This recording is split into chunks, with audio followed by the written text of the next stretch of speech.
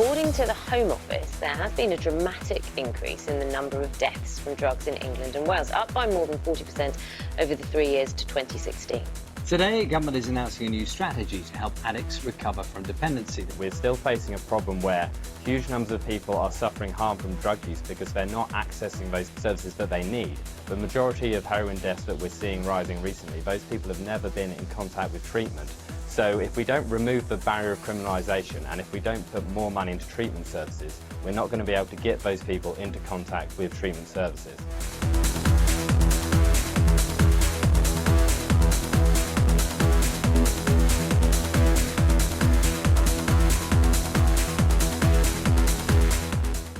There are fresh calls today for music festivals to provide free drug testing services. We would like to see drug safety testing facilities whereby people at nightclubs and at festivals can take any substances of concern, any illegal or legal substances in their possession, to a facility where they can get a test result so that they can make an informed decision about whether and how they're going to take that in order to minimise harm. In 2010, we had 10 young people dying of drug illness or drug-related activity, and that was with ecstasy.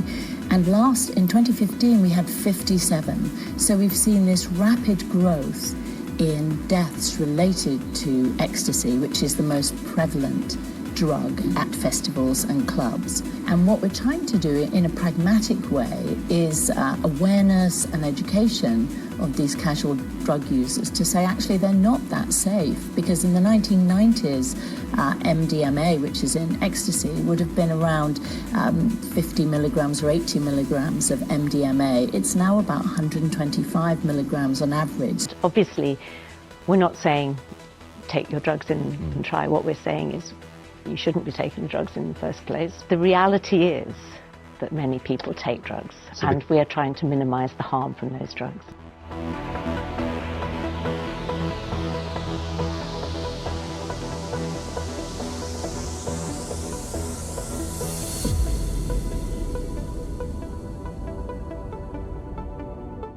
A report here in Britain says that Instagram and Snapchat are the worst social media sites in terms of the impact that they have on the mental health of young people. While social media does have a positive impact, there are some negative impacts, and that's particularly around cyberbullying and feelings of anxiety and also lack of sleep.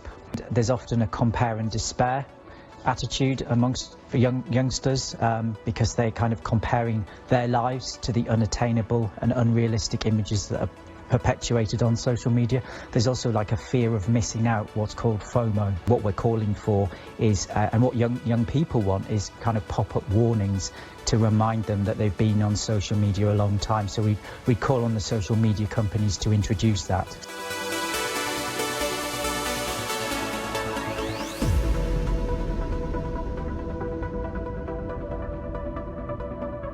The Royal Society for Public Health wants smoking to be banned from parks, pubs, events, beaches, schools and universities, hoping it'll encourage smokers to switch to e-cigarettes. If the ban was extended to outside pubs and bars, around 1 in 3 smokers said they would switch to e-cigarettes. 10 years ago, e-cigarettes weren't really around, but they are now, and there are much safer forms of nicotine. So for any of your viewers, if they're a smoker, the best thing they can do if they're struggling to quit is to move on to e-cigarettes.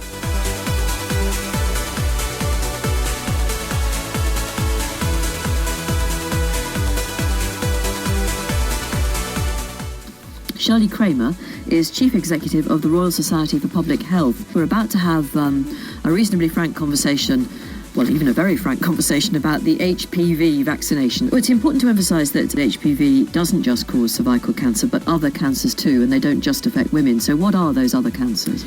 So the other cancers are vulval, vaginal, penile cancers. 50% of those would be caused by the HPV virus, and also increasingly oral cancers. Because of oral sex? Because of oral sex, yes. Right, and do you think this is widely understood?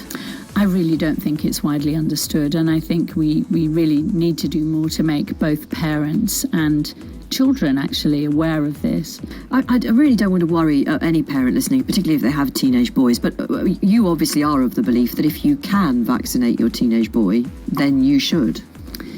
I do think it would be a good idea, but I'm very concerned about the inequalities, because if you have parents that are willing to pay, and there may be many parents who are willing to pay that. 400 quid is not a small amount of money. It's not insignificant. But then what about the parents who can't afford to pay that, which is why vaccination programmes are so important to be a public good, if you like. So we were bantering earlier on before the programme about the cost of the annual cost of the NHS of genital warts is, Shirley?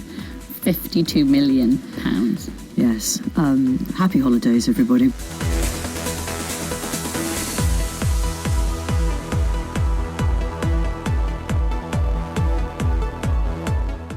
Outside of the number one public health issue of overeating and obesity, I wanted to scatter little observations all over this piece, so when someone comes and sees it, they can find something new every single time they look at it. From the bookies, where you can see these sort of, if you look really closely, you can actually look through the window and see people hitting the machines and looking pretty depressed, to the chicken shop, to the adverts of fast food, to the people within the pub. If you look closely, you can see through the door and look at people drinking. Barrage of observations and details for people to find out more about and enjoy. Maybe my piece will inspire some change, hopefully.